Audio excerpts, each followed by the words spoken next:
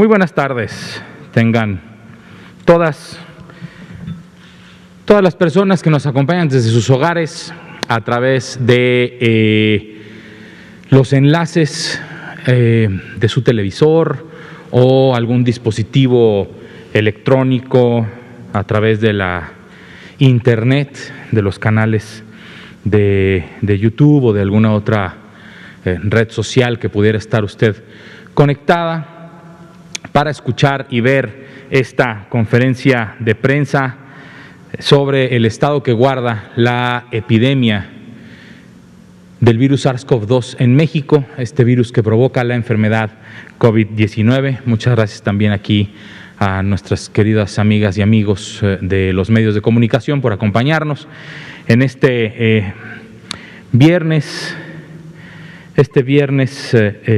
Ay, santo niño, ¿qué día es hoy? Que ya no. 12 de marzo de 2021. Son las 19:04 y vamos a dar inicio a esta conferencia de prensa. Antes de dar el informe técnico sobre la situación que guarda la epidemia, el semáforo de riesgo epidémico y el estado que guarda el avance de la estrategia operativa de la Política Nacional de Vacunación contra el virus SARS-CoV-2, quiero comentar sobre la autorización para el uso de emergencia del Remdesivir en nuestro país, autorización que otorgó el día de hoy la Comisión Federal para la Protección contra Riesgos Sanitarios en nuestro país. Tiene una indicación terapéutica específica, es para pacientes con diagnóstico confirmatorio del virus SARS-CoV-2 que tengan menos de 7 días de haber iniciado su sintomatología, que tengan al menos uno de los factores de riesgo que hacen que una persona se pueda complicar o fallecer de COVID-19, como pueden ser las personas adultas mayores, vivir con diabetes, tener un índice de masa corporal mayor a 26, inmunodeficiencias, hipertensión arterial, alguna de estos factores de riesgo, y que estén en hospitalización por requerir oxígeno por puntas nasales de flujo bajo, menos de 10 litros por minuto. Estas son las indicaciones con las que se otorgó este uso de emergencia de este medicamento, cuya denominación genérica o SAL, como se le conoce, es el Remdesivir. Ahora sí vamos a pasar a ver el informe técnico. Tenemos aquí nuestra curva epidémica, un errorcillo por ahí en la proyección de la pantalla, que seguramente se va a solucionar en este momento. Vemos una curva epidémica que continúa con este descenso del 12% de los casos estimados con respecto a la semana inmediata anterior. Mañana es el último día de esta semana epidemiológica número 8, por lo que este número lo más seguro es que se mantenga en esta disminución del 12% de los casos observados o estimados de la semana 8 con respecto a la semana 7. Observamos un descenso importante de la curva epidémica. Este descenso, como ya lo había explicado yo en otras ocasiones, es más un artefacto de la vigilancia epidemiológica, dado que son las épocas de Año Nuevo, y en estas épocas regularmente para todos los diagnósticos del Sistema Nacional de Salud siempre hay un descenso. Esto deberíamos de leerlo más como una línea que va hasta el pico máximo que tuvimos en esta segunda ola, y luego este descenso que hasta el momento ya nos coloca en niveles similares en donde terminó la disminución de la primera ola de esta epidemia en México. Tenemos también cómo esta curva en espejo de las personas que se estima que se han recuperado también va disminuyendo. El 2% del total de estos 2.352.147 casos estimados, el 2% son los que se estima que son los casos activos. Esto representa a 46.291 personas que tendrían en este momento, de acuerdo con los registros del Sistema Nacional de Vigilancia Epidemiológica, la enfermedad activa.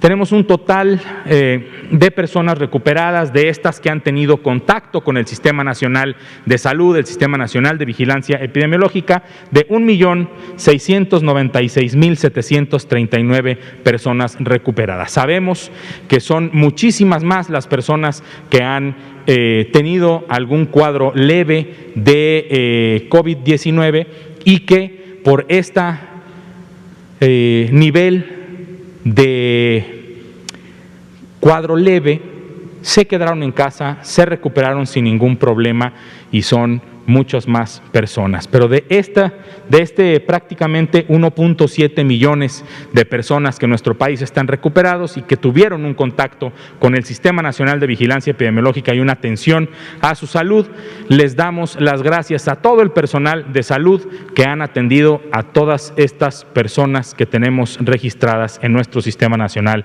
de Vigilancia Epidemiológica. Hasta el momento tenemos un registro total de 193.851 personas que lamentablemente perdieron la vida y que tuvieron un resultado positivo al virus SARS-CoV-2. Estas son las defunciones confirmadas con un resultado de laboratorio positivo o una confirmación por dictaminación, pero sabemos que hay un exceso de mortalidad que es mayor a este registro de 193.851 personas.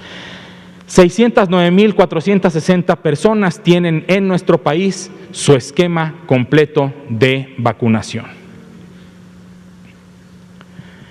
Este elemento semanal que presentamos los viernes es la positividad.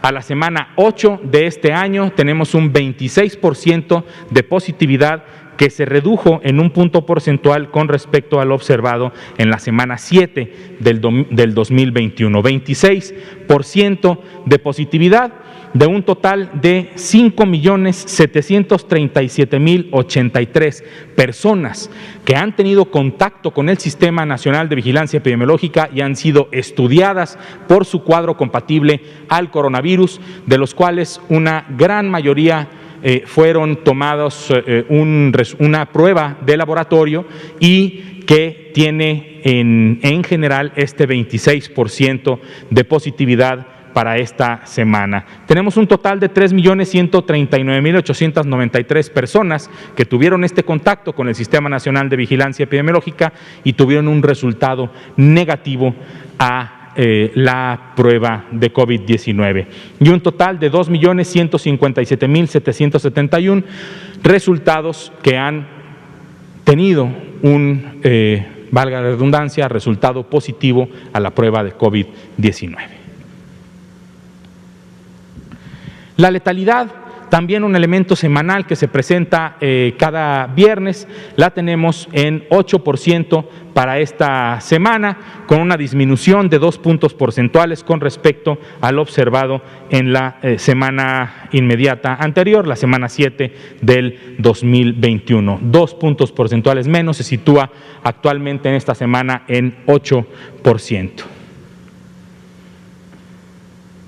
La ocupación hospitalaria nacional en general disminuyó 1 punto porcentual con respecto a lo presentado el día de ayer. Se ocupa actualmente un 26% de las camas que se tienen registradas en la red IRAG. Vemos cómo la curva epidémica también se muestra descendiente y con los mismos niveles de cuando concluyó la primera ola. Esperemos que esto siga descendiendo. Depende de nosotros, depende de toda la sociedad que podamos seguir disminuyendo la curva epidémica y que la reapertura económica, la reapertura social o las vacaciones de primavera o Semana Santa no representen un rebrote o un incremento de nuevo en el número de casos y de personas que requieran de hospitalización.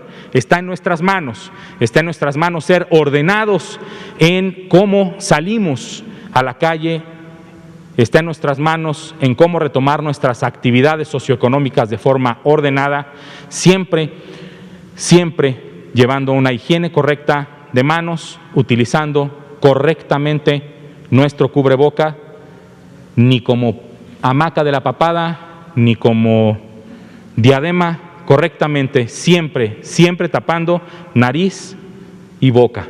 Es la forma correcta de usar el cubrebocas.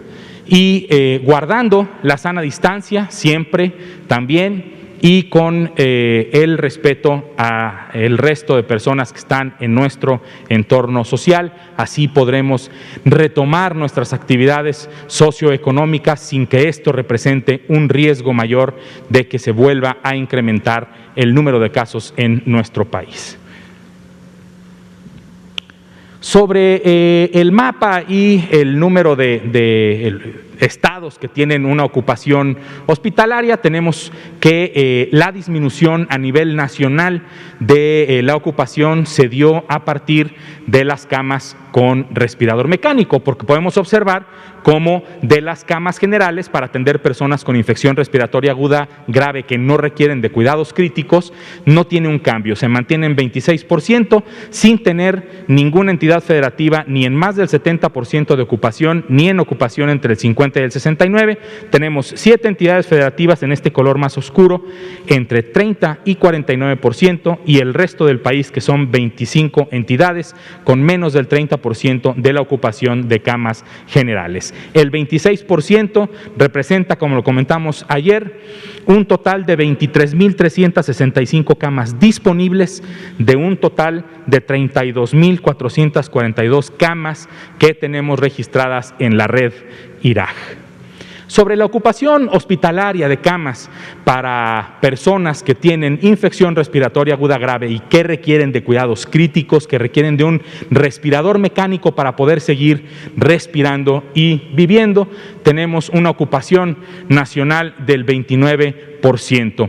Una entidad federativa, la Ciudad de México, con el 51% de su ocupación de camas con respirador mecánico, se observa en el mapa en color verde. Tenemos 7 entidades federativas entre el 30 y el 49%, y el resto, 24, con menos del 30% de su ocupación. Ese 29% de ocupación representa un total de 7.964 camas disponibles con un respirador mecánico, del total de 11.174 camas con respirador mecánico que se tienen registradas en la red IRAJ. Hoy es viernes de semáforo, tenemos a nuestro país pintado en 3 de los 4 colores disponibles de esta herramienta que nos debe de servir a todas las personas en este país para tomar decisiones, tanto a nivel personal, para saber qué actividades puedo hacer y cómo las debo hacer dependiendo del nivel de riesgo que estamos observando en la entidad federativa en la que vivimos. Tenemos 3 entidades federativas en color verde. El nivel menor del riesgo epidémico es el estado de Sonora, el estado de Chiapas y el estado de Campeche. Tenemos 21 entidades federativas en el riesgo siguiente, el amarillo, que es riesgo moderado, y 8 entidades federativas con el riesgo alto. Afortunadamente, ninguna de nuestras entidades federativas se encuentra en este momento en el riesgo máximo de riesgo epidémico, y por lo tanto vemos un reflejo de cómo la curva epidémica, las hospitalizaciones van disminuyendo, y por lo tanto el riesgo también poco a poco va disminuyendo. Reitero el llamado a toda la población a 2 cosas. 1, estar atentas todas las personas a lo que dicen las autoridades sanitarias locales, que de acuerdo a este nivel de riesgo epidémico, estas personas, personas titulares de los gobiernos estatales, que son la autoridad sanitaria local, tomarán decisiones decisiones de cómo ir reabriendo algunas de las actividades socioeconómicas. Y dos, conforme se vayan abriendo estas actividades socioeconómicas, como por ejemplo lo ha anunciado la jefa de gobierno de la Ciudad de México, la doctora Sheinbaum, también tengamos nosotros en mente el color naranja, por poner el ejemplo de la Ciudad de México en el que estamos viviendo, para que las actividades socioeconómicas que se vayan abriendo las vamos llevando con prudencia, con mucha prudencia, para poder ir caminando y avanzando a una reapertura económica ordenada y que no nos represente que vaya a incrementarse el riesgo epidémico en nuestra ciudad. Pues ya no estaba acostumbrado porque estaban todos bajando, pero aquí hay un punto importante, solamente Querétaro. Dentro, hay que recordar, dentro de todos los colores, el rojo, el naranja, el amarillo o el verde, tenemos un rango. El color naranja tiene un rango más amplio, por eso siempre ponemos a el estado o los estados que tengan un mayor puntaje dentro del color naranja, que son los que dentro de este nivel alto de riesgo son los que están un poco más pegados a tener un nivel máximo, o sea, el rojo, que a seguir disminuyendo. Entonces, la población de Querétaro tiene un nivel alto de riesgo, pero además está un poco más pegado al rojo que al amarillo. Entonces, eso es también muy importante para que todas las personas tomen en cuenta en todos los estados de la República, para poder tomar nuestras decisiones personales y que podamos apoyar a quienes toman las decisiones de forma colectiva sobre la apertura de las actividades socioeconómicas. A continuación, el doctor Hugo López-Gatell Ramírez, subsecretario de Prevención y Promoción de la Salud, nos platicará y presentará sobre el estatus que guarda la estrategia operativa de la vacunación contra el virus SARS-CoV-2 en nuestro país. Doctor López-Gatell, muchas gracias. Muchas gracias, doctor Ricardo Cortés, director general de Promoción de la Salud de la Secretaría de Salud. Muy buenas tardes, todas y todos, allá en el Salón Tesorería, en el Palacio Nacional de México, y también en donde nos escuchen o vean en sus casas, sus trabajos, el transporte. Tenemos aquí el informe del avance diario del Plan Nacional de Vacunación contra el SARS-CoV-2 para prevenir la COVID-19. Tuvimos hoy un rendimiento de 147,891 aplicaciones de vacuna hasta las 16 horas de hoy, viernes 12 de marzo. Como hemos comentado repetidamente, esta cifra generalmente aumenta, a veces se duplica, de acuerdo a los registros de información que van fluyendo de las zonas sin acceso a Internet, que posteriormente registran en la plataforma de información, y también de la continuidad de operaciones de las unidades de vacunación dentro del intervalo de las 16 horas y hasta las 22 horas. Entonces pongan ustedes siempre atención a la actualización de esta gráfica, esta curva temporal de vacunación, y verán que siempre aumenta con respecto a lo que indicamos a las 19 horas. Pero hoy quedémonos con esta cifra, 147,891 aplicaciones, y en la siguiente imagen lo que vemos es la suma. Ya tenemos para el conjunto de la población más de 4 millones.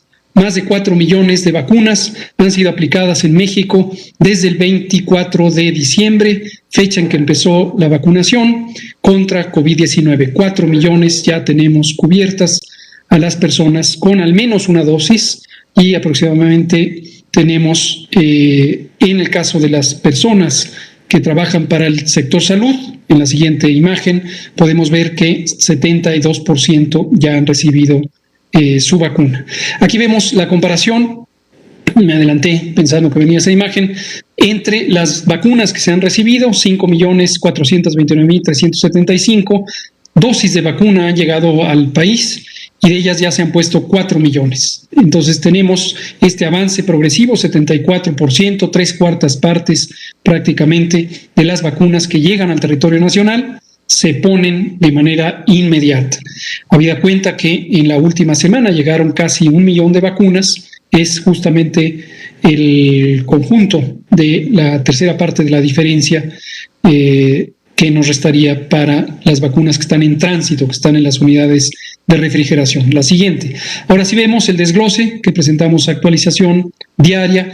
592.031 personas trabajadoras de la salud ya recibieron 2 dosis, representan el 72% de las personas que han recibido en algún momento vacuna contra COVID y trabajan en las unidades clínicas COVID. Recordar que seguimos ampliando la cobertura, seguimos identificando expresiones de inquietud que siempre consideramos muy legítimas y muy importantes por parte de nuestras compañeras y compañeros trabajadores de la salud.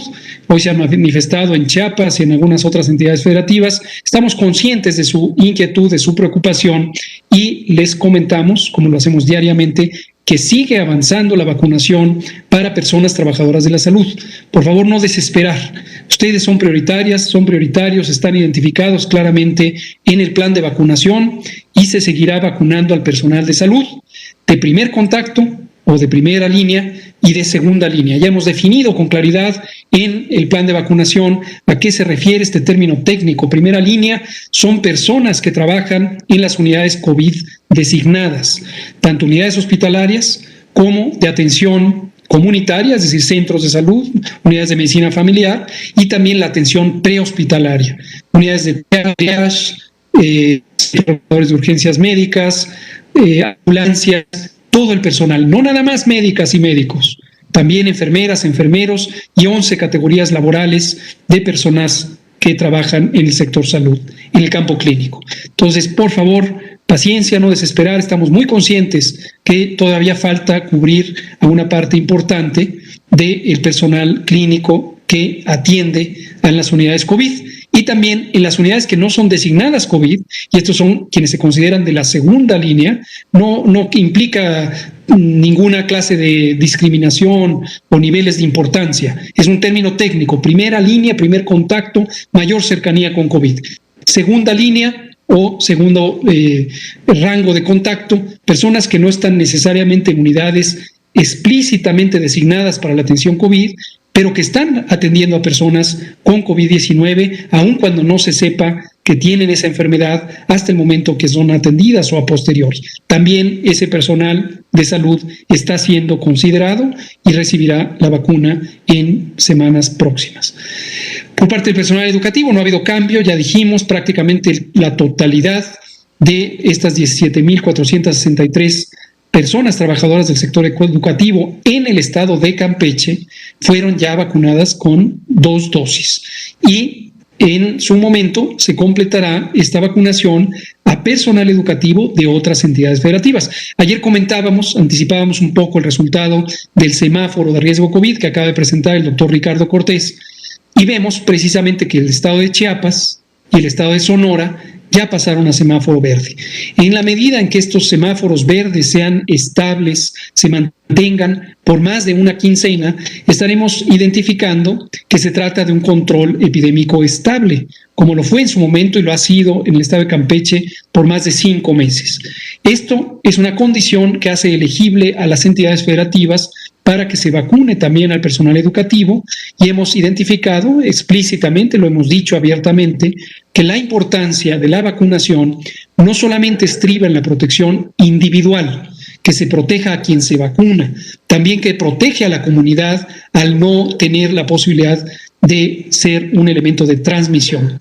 Aquí es importante destacar un concepto que hemos comentado en ocasiones previas, que es la inmunidad esterilizante. Esto lo que quiere decir es que algunas vacunas, cuando se aplican a personas susceptibles de una infección y se evita que se infecten, también pueden tener un efecto adicional en interferir con la propagación del agente infeccioso, en este caso el virus SARS-CoV-2. No existe todavía una evidencia consistente de que estas vacunas tengan capacidad de inmunidad esterilizante, pero están ya en curso algunos estudios y próximamente sabemos que se presentará de manera formal información científica al respecto, hay elementos que sugieren que estas vacunas también pueden conferir inmunidad esterilizante, es decir, la capacidad de inhibir la propagación de los virus. Insisto, aún no está demostrado de manera concluyente, pero hay indicios de que así es, y en esa medida también el vacunar contribuye a interferir con la transmisión. Y este es el contexto en el que será de gran utilidad la protección del personal educativo, principalmente quienes están directamente en las unidades educativas, en las escuelas, en las aulas, para evitar los contagios en esos contextos. Y seguiremos con otras entidades federativas, no hay ninguna razón para pensar que solamente ocurrirá en el estado de Campeche, ocurrirá en las 32 entidades federativas en el momento propicio. Y el momento propicio es cuando pasen a semáforo verde y se mantengan estables. Hoy pasan Sonora y Chiapas. Por lo tanto, en las siguientes pocas días o semanas estaremos considerando la planeación correspondiente para la oportunidad de vacunar al personal educativo de Sonora y de Chiapas. Finalmente, en el grupo de mayor tamaño, las personas adultas mayores, tenemos la meta general de vacunar a 15 millones de personas adultas mayores, que es lo que en materia de la información poblacional, la materia del censo, tenemos identificadas como el conjunto de la población mayor de 60 años, 60 en adelante. Y hasta el momento hemos vacunado a 2.552.981, lo que significa que hemos vacunado ya a un conjunto de 17%.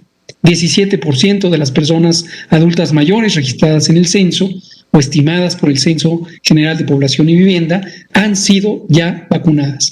17%, es casi la quinta parte de las personas adultas mayores. Seguramente en el curso de los próximos muy pocos días, 4 o 5 días, habremos ya llegado a ese 20% de vacunación de las personas adultas mayores. La siguiente, por favor. En la información respecto a los ESAVI, los eventos supuestamente asociados a vacunación e inmunización, ayer detallamos una situación muy específica de un lamentable caso que fue fatal. Explicamos que está en un estudio detallado, se realizó la necropsia y se está analizando ya los resultados de esta continuará este proceso el próximo martes y en su momento, cuando tengamos un veredicto médico, un dictamen médico formal y completo, entonces lo haremos del conocimiento público, junto con la consideración por parte del Comité Médico Científico de Dictaminación de SAVIS, que nos indicará si existe o no existe evidencia suficiente para suponer una relación causal entre vacuna y el desafortunado desenlace fatal que tuvo esta persona.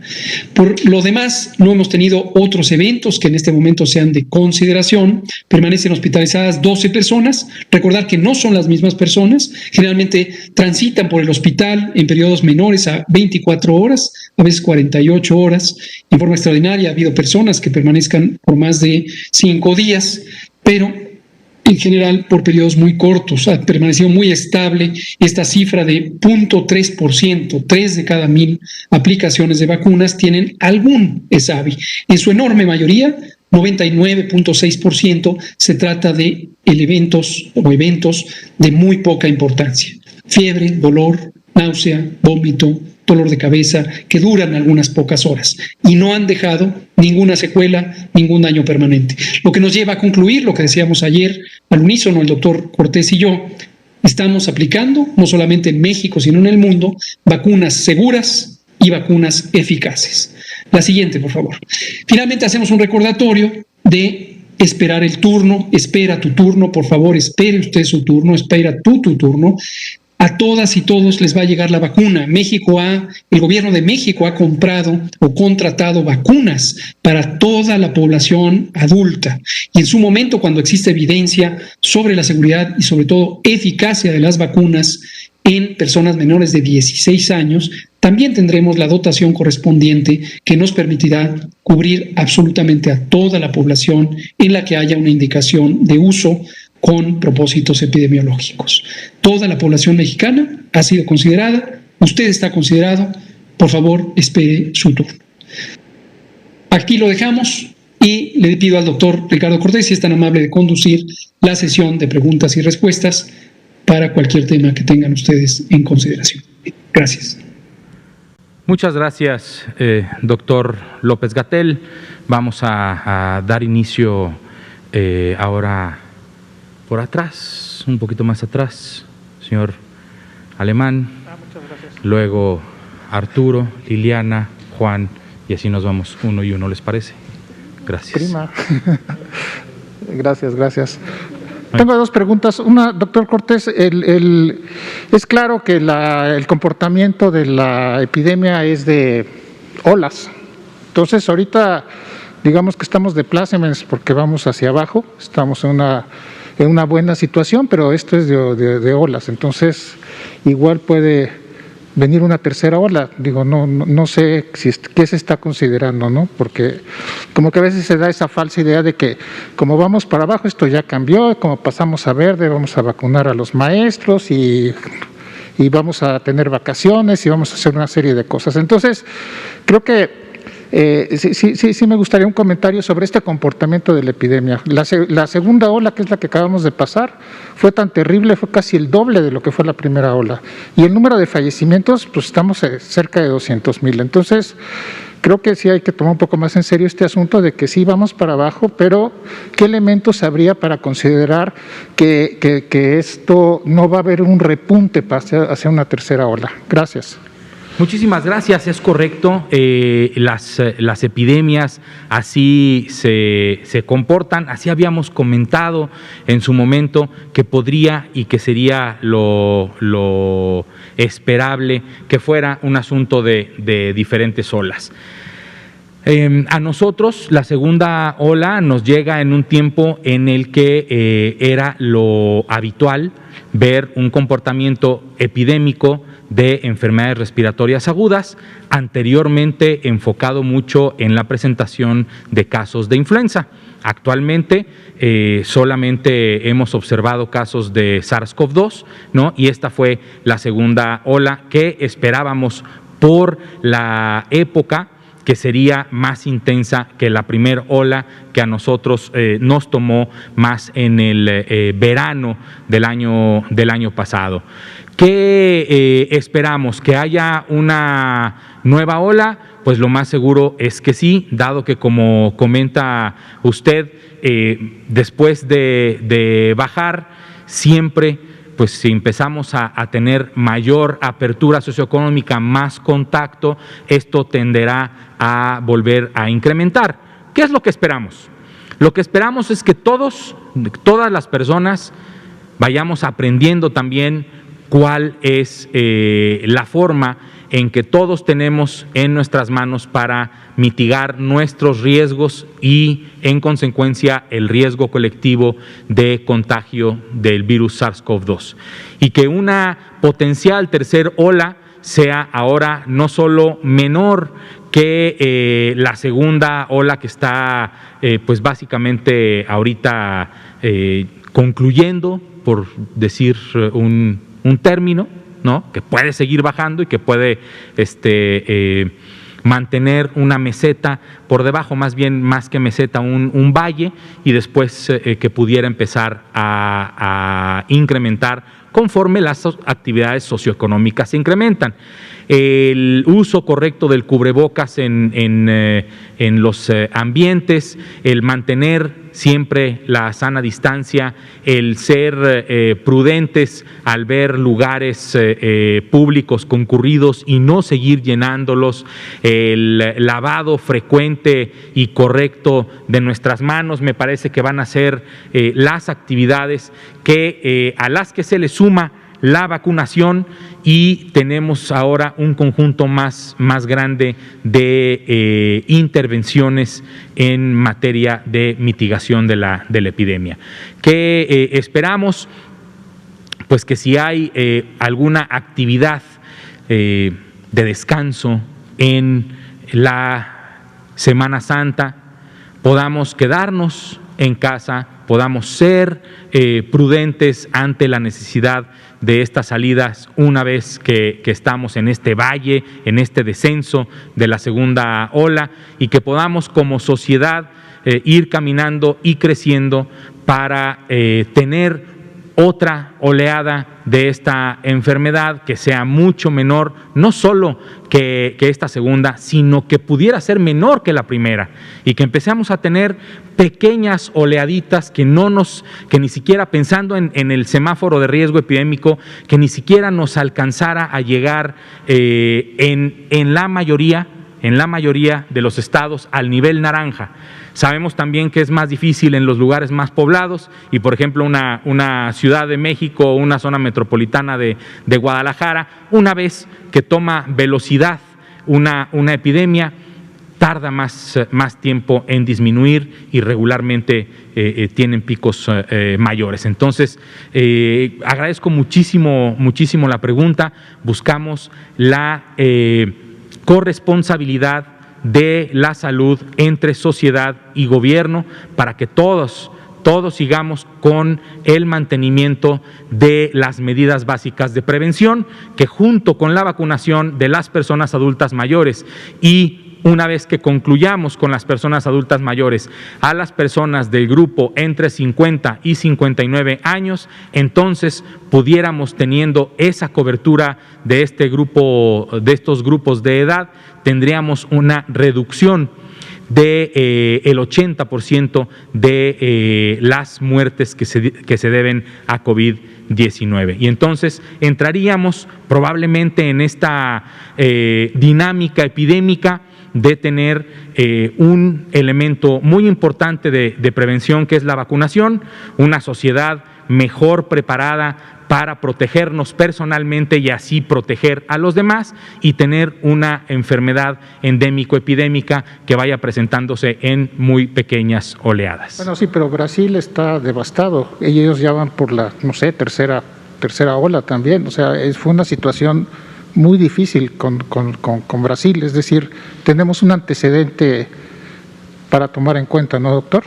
Es correcto, y otros antecedentes. Por ejemplo, en Italia se ha determinado que se van a cerrar de nuevo todas las actividades sociales y económicas por un incremento en el número de casos, por poner otro ejemplo. Entonces, este tipo de ejemplos y lo que hemos aprendido para utilizar de forma correcta el semáforo de riesgo epidémico van a ser las formas en que todos en conjunto podamos ir manejando y administrando los riesgos que tenemos a nuestra salud y así poder mantener pequeñas oleadas. Las personas titulares de los gobiernos locales han también aprendido cuáles son las actividades socioeconómicas que se pueden cerrar, como si fuera, digamos, el símil de una llave de agua, cerrar poco a poco, así como ahorita se está abriendo poco a poco también de forma ordenada, y que un cierre menor nos dé una disminución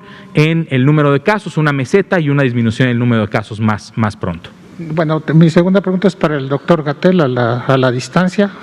Ojalá que los reporteros también tengamos estos privilegios de estar a la distancia, porque sí es un riesgo venir aquí, lo hemos solicitado varias veces y bueno, en fin, eso ojalá que es en relación doctor Gatell, es en relación a los incidentes en Oaxaca y a los incidentes por la vacunación. O sea, nosotros sabemos que si hay pocas vacunas, pues inevitablemente hay un manejo político. ¿Por qué? Pues porque si hay pocas, siempre se busca, el grupo que tiene el poder, pues busca verse favorecido por las vacunas. Entonces, si hay, quisiera preguntarle qué posibilidades habría de que la información que nos presentan de la vacunación estuviera en Internet. Estuviera en Internet como está la base de datos de las pruebas, o sea, para que sea congruente el asunto.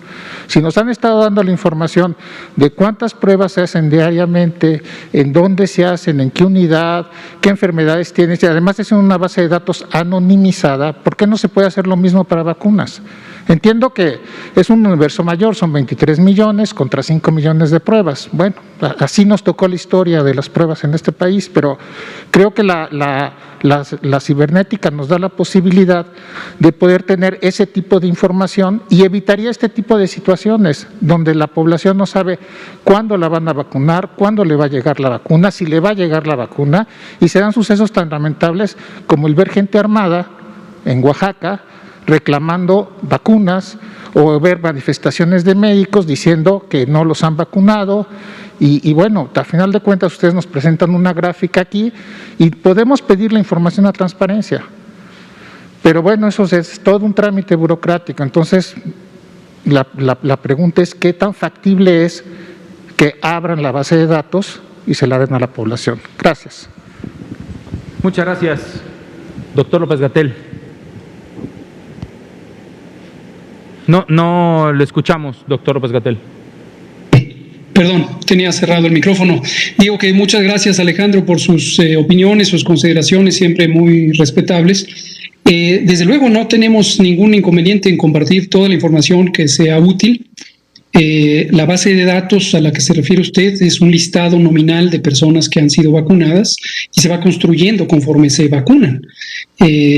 Todos los datos que damos aquí son los correspondientes al corte. Hoy tenemos 4 millones, cifra récord. Ya llegamos a una cifra récord máximo histórico en México en vacunación a COVID-19. Hemos vacunado 4 millones, más de 4 millones de personas. Y tenemos, por lo tanto, 4 millones de registros de personas que han sido vacunadas. Estos registros tienen algunos retos, porque son una base de datos nominal para referencia del público en general. Quiere decir que hay un registro para cada persona y que este registro se identifica por distintos identificadores personales. El más obvio es la CURP, es de hecho el campo llave, el campo clave para tener todas las personas. En la medida en que existe esta CURP, esta cédula única de identificación, del registro poblacional, que por ley existe desde 1995. Está el nombre, están también el domicilio de la persona y otros datos, la edad, etcétera.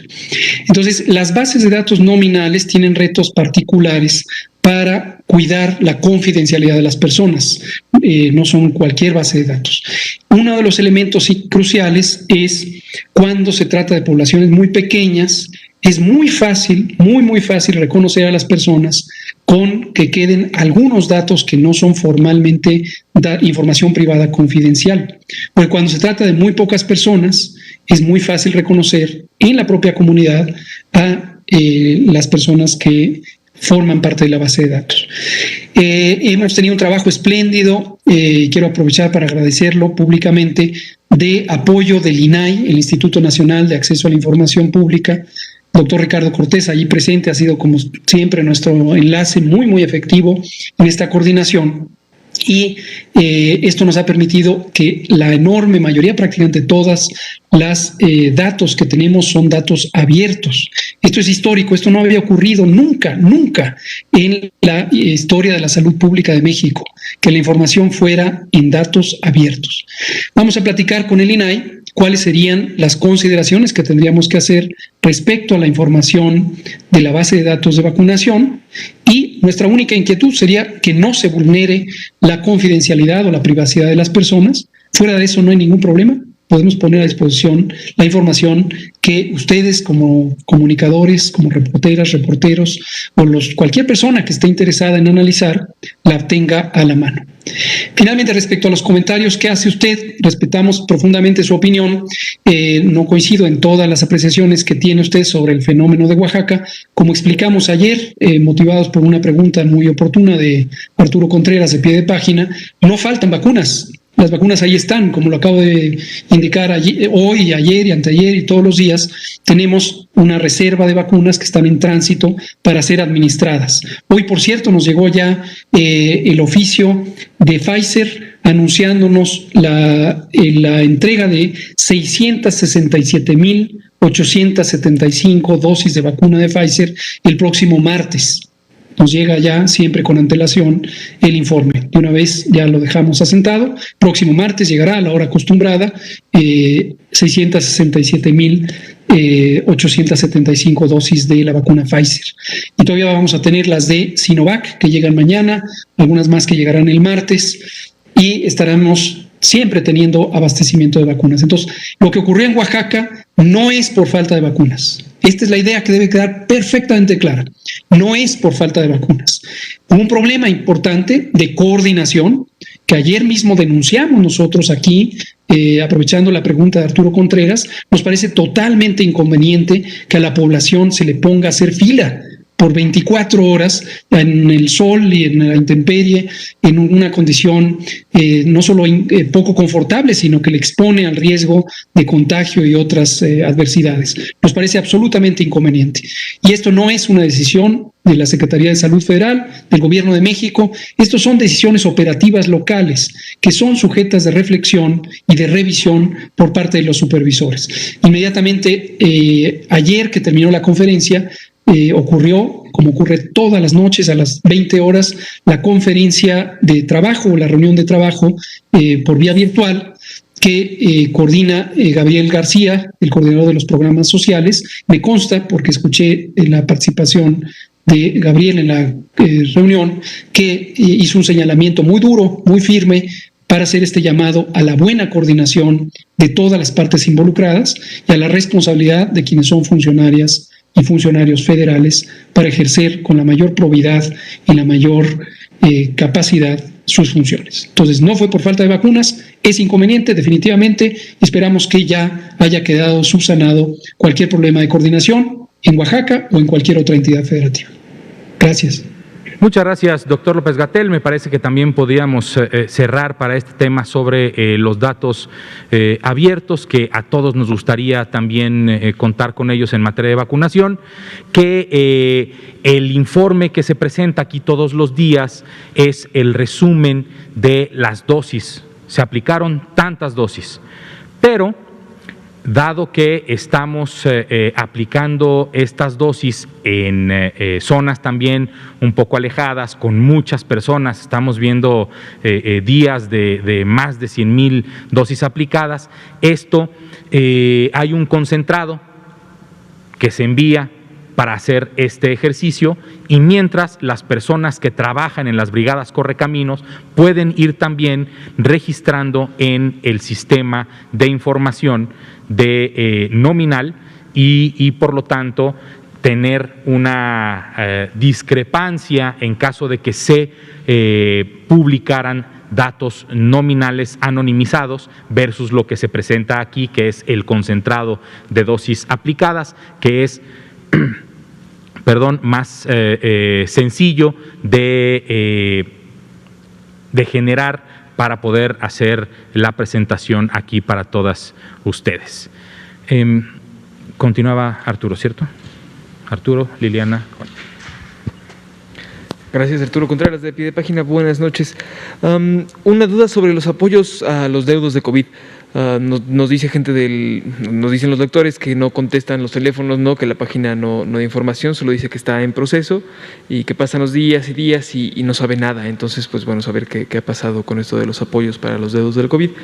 Y sobre el Remdesivir, tengo entendido que este es un fármaco que se ha usado para tratar COVID desde el inicio de la pandemia y que se ha estado experimentando con él desde hace un año. Muchos de los estudios que se habían usado para se centraban en la parte final de la enfermedad, ¿no? Cuando ya iba terminando, cuando era algo muy crítico. Sin embargo, las recomendaciones que presentan ahora son para la parte temprana de la enfermedad, ¿no? Y bueno, hasta noviembre del año pasado, la Organización Mundial de la Salud, en una guía que hizo para el British Medical Journal, desaconsejaba el uso de Remdesivir para personas hospitalizadas. Entonces, pues bueno, saber cuáles son las cosas como finas de esto, ¿no? O sea, cuándo sí, cuándo no. Ya nos dijeron cuándo sí, entonces saber un poco cómo actúa Remdesivir, qué hacen las personas y saber si tiene algún tipo de contraindicación o de efectos a largo plazo. Con mucho gusto, Arturo. Creo que las partes más finas de la forma en la que se autoriza este medicamento de uso de emergencia podemos presentarlo con el apoyo de la COFEPRIS. Lo que sí puedo comentar es las contraindicaciones que pudiera tener este medicamento es sobre la función renal, por ejemplo, de las personas a las que se les administraría el medicamento. Cuando la función renal está deteriorada, no se puede utilizar este tipo de medicamentos y sería prácticamente esa una de las contraindicaciones. Me parece que utilizarlo también de forma temprana, como lo hemos comentado, que recibir la terapia, por ejemplo, de oxígeno de la forma más temprana posible es lo mejor para una mejor recuperación. De hecho, acudir a recibir atención a la salud lo más tempranamente posible cuando se detecta sobre todo algún signo de alerta del cuadro que se estuviera agravando. Entre más pronto se reciba esta atención es mejor. No sé si el doctor López-Gatell quisiera hacer algún otro comentario. Muchas gracias, doctor Cortés. Gracias, Arturo, por la pregunta. Complemento simplemente lo que ya señaló el doctor Cortés, enfatizando el tema de la función renal como uno de los elementos de contraindicación. Las personas que tienen una tasa de aclaramiento de creatinina baja no se indica o se contraindica el uso de este medicamento.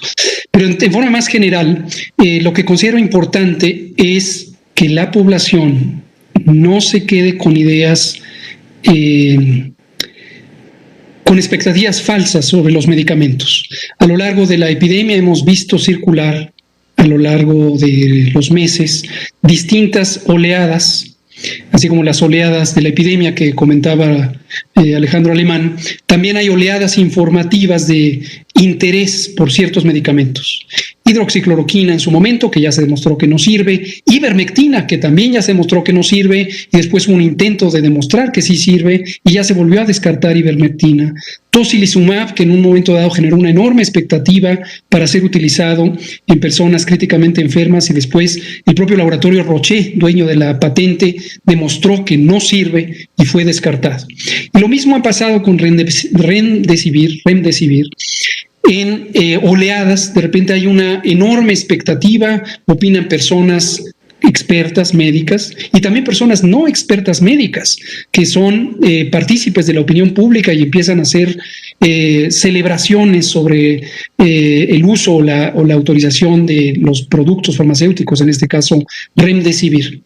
Y esto distorsiona profundamente la apreciación que se tiene de la utilidad de los medicamentos, porque da lugar a una idea muy desafortunada de que existen reglas generales o fórmulas generales o medicamentos casi mágicos que son la gran esperanza de que ahora sí servirán y servirán para todas las personas en todas las condiciones. Esto es muy peligroso, porque a nivel local, en las distintas comunidades de práctica médica, tanto en instituciones públicas como en establecimientos privados, se empiezan a crear estas oleadas de práctica inducidas por la fama pública o la notoriedad pública que tienen estos medicamentos en las noticias, en los periódicos, y a veces escriben los columnistas y demás. Y entonces lo que lleva es a una falsa idea de que hay fórmulas farmacéuticas, productos que son de uso general y todo mundo debería usarlo. No es el caso. Esta autorización de uso de emergencia de COFEPRIS nos parece que ha sido muy cuidada, muy cautelosamente analizada por personas expertas, y se ha logrado un excelente balance de conferir una autorización de uso de emergencia que permite el uso del producto, pero con indicaciones muy específicas. Hay algunos centros médicos del país que han desarrollado una gran capacidad de establecer protocolos de atención que incluyen la correcta evaluación de las personas, la pertinencia de uso de los fármacos, el momento de uso de los fármacos. Y entonces se usan los fármacos en la persona correcta, en el momento correcto, en la dosis correcta, durante el tiempo correcto. Y esto es lo que permite que se salven vidas, es lo que se permite que se aprovechen los productos farmacéuticos en su potencial, pero no más allá, no se abusa de ellos. Es importante considerarlo. Muchas gracias, doctor López-Gatell. Daño renal, daño hepático y pacientes críticos son las 3 contraindicaciones que tengo aquí a la mano.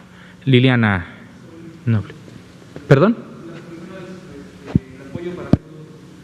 El apoyo para deudos de COVID. Nos llevamos la nota para saber qué es lo que está sucediendo con el sitio, y lo vemos con el Sistema Nacional DIF, nuestra querida amiga Rocío, titular del Sistema Nacional DIF, para que nos apoye. Muchas gracias, Arturo.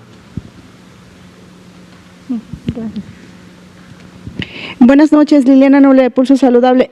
Doctor Cortés, usted estuvo hoy en reunión con los diputados de la Comisión de Salud, también estuvo el doctor López Ridaura y el doctor José Luis Salomía. ¿Nos podría platicar por qué fueron convocados y cuáles fueron las conclusiones de este evento? Y doctor Gatell, usted participó también en el consorcio de universidades de salud pública, donde también está el doctor Fauci. ¿Cuál es el objetivo del evento? Esta plática, que entiendo fue grabada, ¿se va a poder ver de forma pública o solamente es un trabajo interno de este consorcio? Gracias. Muchas gracias, Liliana. Sí, estuvimos Rui López Ridaura, José Luis Salomía y tu servidor con la Comisión de Salud de la Cámara de Diputados, convocada por la diputada Carmen Medel como presidenta de esta Comisión de Salud, un ejercicio de comunicación, transparencia y información, presentar información a las personas legisladoras que pertenecen a esta Cámara a esta Comisión de Salud de la Cámara de Diputados. La verdad es que la conclusión es fantástica, porque todas las personas legisladoras se llevaron la información y se concluye que debemos de trabajar en conjunto, tanto el Poder Legislativo como el Poder Ejecutivo, para trabajar en pro de la salud pública y para que esta emergencia concluya lo más pronto posible. Hubo participación de múltiples personas legisladoras. Se me viene a la mente la diputada Friné Azuara del Partido Revolucionario Institucional y mi también colega y amigo de Guanajuato, donde soy yo también, Héctor Jaime Ramírez Barba, del Partido Acción Nacional.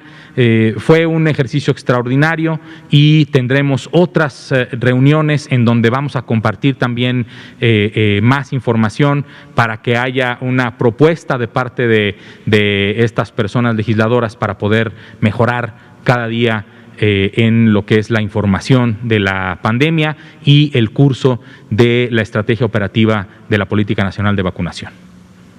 Doctor López-Gatell. Muchas gracias. Brevemente, porque ya se nos acabó el tiempo.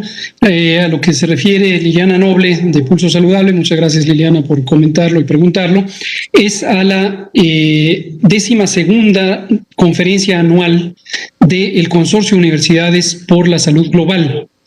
Este es un consorcio de universidades mayormente de Estados Unidos, también hay algunas de Canadá, algunas de Europa, algunas de Oceanía y también de México, desde luego. De México participa el Instituto Nacional de Salud Pública, es miembro de este consorcio, es de hecho miembro de las juntas directivas de este consorcio, y es una conferencia académica sobre salud pública global que se realiza todos los años. Esta es la número 12, es la primera vez que se realiza en forma virtual en atención precisamente a las medidas de prevención de la pandemia. Tuve el privilegio de ser invitado, al igual que el doctor Anthony Fauci, para presentar una exposición, que fue guiada por una entrevista, que fueran las exposiciones magistrales, los keynote speakers, como se le conoce en inglés. Fue un privilegio participar en ello, por invitación del Consorcio de Universidades por la Salud Global, participar también al lado del doctor Fauci, evidentemente es un enorme privilegio también, y agradezco al doctor Juan Rivera Domarco, director del Instituto Nacional de Salud Pública, quien también promovió que fuera yo invitado.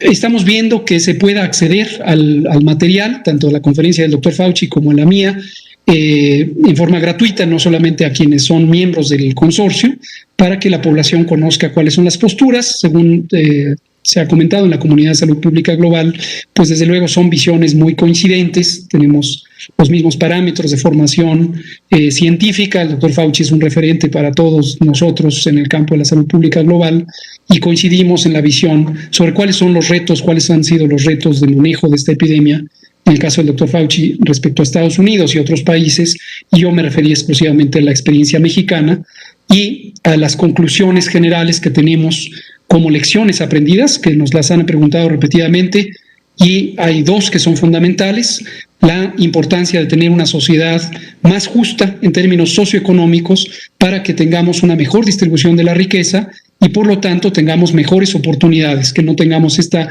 lamentable situación que tiene México a lo largo de muchos años de políticas económicas que han aumentado la desigualdad y que es definitivamente uno de los determinantes sociales más importantes del curso de esta epidemia en México. Y lo segundo, el consenso universal.